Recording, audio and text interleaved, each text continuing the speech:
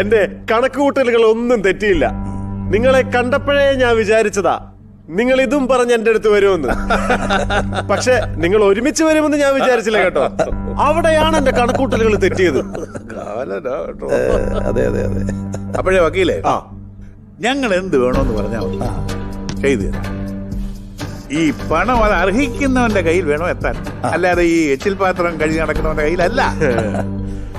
ആ ബംഗാളിക്ക് മമ്മൂട്ടി, മിസ്റ്റർ മമ്മൂട്ടി അല്ല വക്കീലേ, അവൻ ബംഗാളിയാ. അട്ടെ പിടിച്ച് മെത്തേ കിടത്തിയാ കിടക്കൂ. പിന്നെ അല്ലാതെ. ആ വക്കീലേ, നിങ്ങൾ പറ എത്ര വേണം?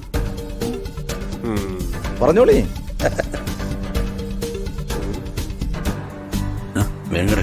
നമ്മൾ എവിടേക്കാ പോണേ മാഷേ?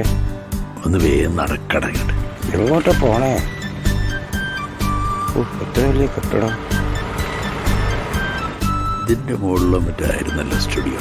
സ്റ്റുഡിയോ എന്ന് വെച്ചാൽ ഫോട്ടോ പിടിക്കുന്ന സ്ഥലമല്ലേ മാഷേ? മുകളിലേക്ക് നോക്കടാ. ലെഫ്റ്റ്. അല്പം കൂടെ എടാ മണ്ട എടുത്തോട്ട്. അല്പം കൂടെ ചിരിക്കടാ. Okay, ready. ആ മമ്മൂട്ടി ഇവിടെ നോക്കട്ടെ. പഠിപ്പിച്ചവരെ ഒപ്പിട്ടോ. ഇവിടെ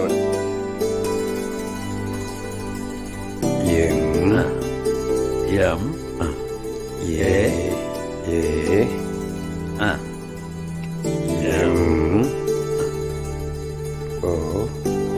അല്ല, ഈ മമ്മൂട്ടി എന്ന പേര് തന്നെ വേണമെന്ന് ആർക്കത്ര നിർബന്ധം? എനിക്കാ.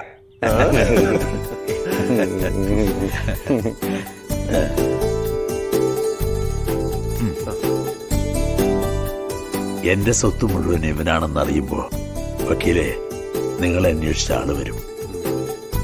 അതെന്നാണെങ്കിലും വക്കീലെ, നിങ്ങൾ എനിക്ക് തന്ന വാക്ക് മറക്കരുത്. ഇതെല്ലാം ഞാൻ ഇവനെ ഏൽപ്പിക്കുന്നത് ഇവന് വേണ്ടി മാത്രമല്ല, ആ നാടിനും കൂടി വേണ്ടിയാ.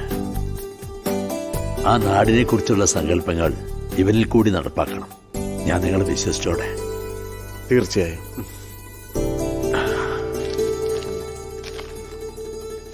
ഓക്കെ, ഡോക്യുമെന്റ്സ് ഞാൻ നിങ്ങൾക്ക് റെഡിയാക്കി തരാം. പക്ഷേ ആ ബംഗാളിയെ കൊണ്ട് അതിൽ ഒപ്പിടിപ്പിക്കണം.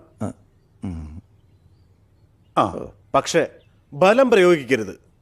അവനെ കൊണ്ട് തന്നെ ഒപ്പിടിപ്പിക്കണം, അവന്റെ സമ്മതത്തോടെ.